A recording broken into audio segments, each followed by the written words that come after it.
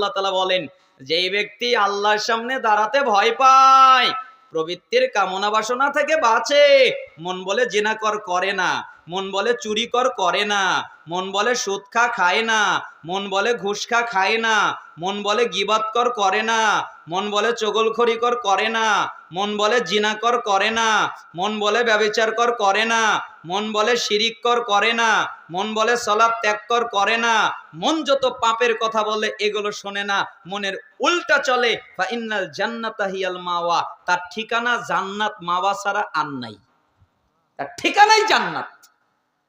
তার মানে এই হাদিসের সাথে মিলে গেল আল্লাহর নবী আপনি যা খুশি কাজ করেন, কিন্তু মনে রাখেন আপনাকে আপনার রবের সামনে দাঁড়াতে হবে, ঠিক না?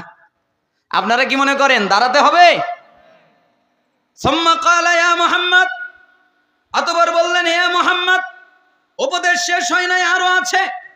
শারাফুল মুমিন কিয়ামুল লাইল, আপনি কি জানেন মুমিনের সম্মান কি?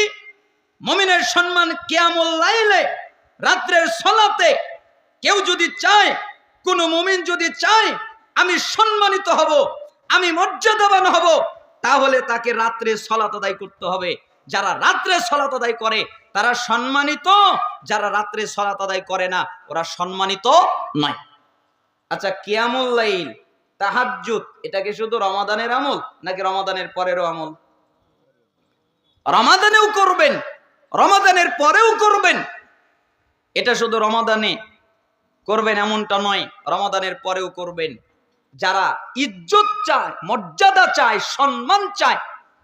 আচ্ছা দেখেন না, আপনার এলাকার এমপি, মন্ত্রী, নেতা, চেয়ারম্যান, মেম্বার, তারা যদি বলে যে তোমরা আজকে রাত 12টার সময় আমার কাছে আসবে, কেন? তোমরা যদি আজকে রাত 12টার সময় আমার কাছে আসো তাহলে আমরা তোমাকে কম্বল দিব, এটা দিব, ওটা দিব। তাহলে ওই লোকটা ঠিক মতো ঘুমাবে? আর 12টার টেনশন থাকবে। আর আল্লাহ তাআলা বলেন আজীব ব্যাপার, একটা মানুষের কথাকে মানুষ কতটুকু বিশ্বাস করে। আর আল্লাহ বলতেছেন যে রাত যখন গভীর হয়ে যায় আল্লাহ তাআলা শেষ আসমানে নেমে আসেন, এরপরে দুই হাত বাড়িয়ে দিয়ে ডাকেন আর বলেন তোমরা কারা গুনাহগার আমার কাছে ক্ষমা চাও, আমি তোমাদের ক্ষমা করে দিব। তোমরা কারা নিজেদের উপর জুলুম করেছো আমার কাছে ক্ষমা চাও, আমি তোমাদের জুলুমকে থেকে তোমাদেরকে রক্ষা করে দিব। তোমরা কারা বিপদে আছো আমার কাছে চাও, আমি তোমাদেরকে বিপদ থেকে বাঁচাবো। তোমাদের দুনিয়ার যা কিছু কল্যাণের দরকার আমার কাছে তাই চাও, তোমাদের যা লাগবে আমি আল্লাহ তোমাদেরকে তাই দান করব। একটা এমপির কথা বিশ্বাস করে আছে কিন্তু আল্লাহর কথা বিশ্বাস করে রাত্রে ওঠে না। এই জন্য আপনাকে আমি ওসিয়ত করছি অন্তত 2 রাকাত ইশার পরে হলেও 2 রাকাত সালাত পড়া শুরু করবেন। এক সময় আপনারই মনে হবে আমি 4 রাকাত পড়বো, এক সময় আপনারই মনে হবে আমি মধ্যরাত্রে পড়বো, এক সময় আপনারই মনে হবে আমি শেষ রাতে পড়বো। কারণ এটাই হচ্ছে মুমিনের সম্মান। মুমিন যদি সম্মান পেতে চায় তাহলে তাকে রাতে সালাত আদায় করতে হবে।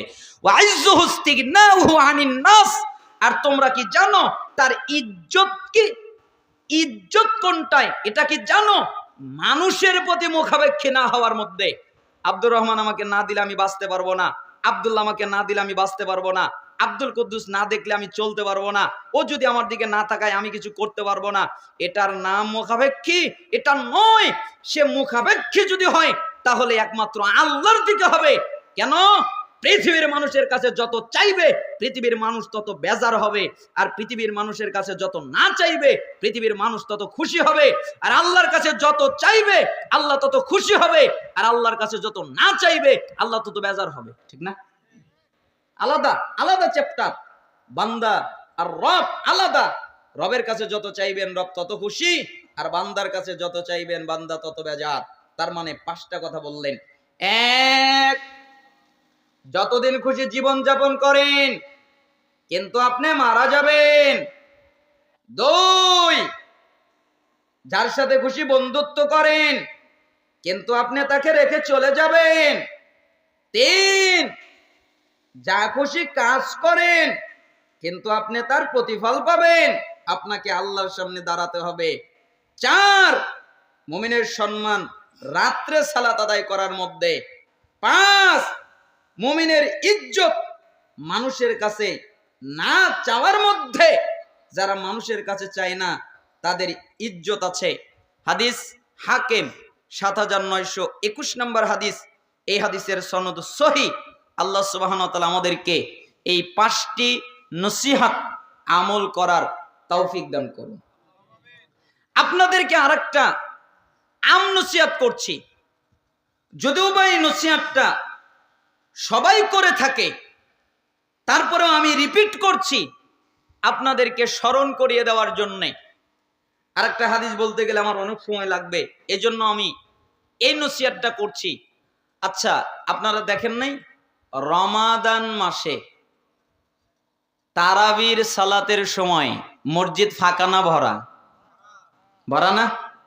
আমিও তাই দেখতাম যে তারাবির সময় মসজিদ গুম গুম করত। ফজরে লোক নেই, জোহরে নেই, আসরে নেই, মাগরিবে নেই। আচ্ছা আপনারা বলেন তো, এই মানুষগুলো একদিনও যদি তারাবি না পড়ে একটা গুনাহ হবে? কোনো পাপ হবে? নফল সুন্নাত পড়লে নাকি, না পড়লে গুনাহ নাই। কিন্তু এক ওয়াক্ত সালাত ইচ্ছা করে যদি ছেড়ে দেয়, তরক করে, তাহলে তার বাঁচার কোনো কায়দা আছে? দলিল, আউয়ালু মা ইউহাসাবু বিহিল আবদু ইয়াউমাল কিয়ামাতি সালাহ, ফাইন সালাহা সালাহা সাইরু আমালিহি ওয়া ইন ফাসাদাত ফাসাদা সাইরু আমালিহি। কিয়ামতের দিন বান্দার সর্বপ্রথম হিসাব নেওয়া হবে সালাতের।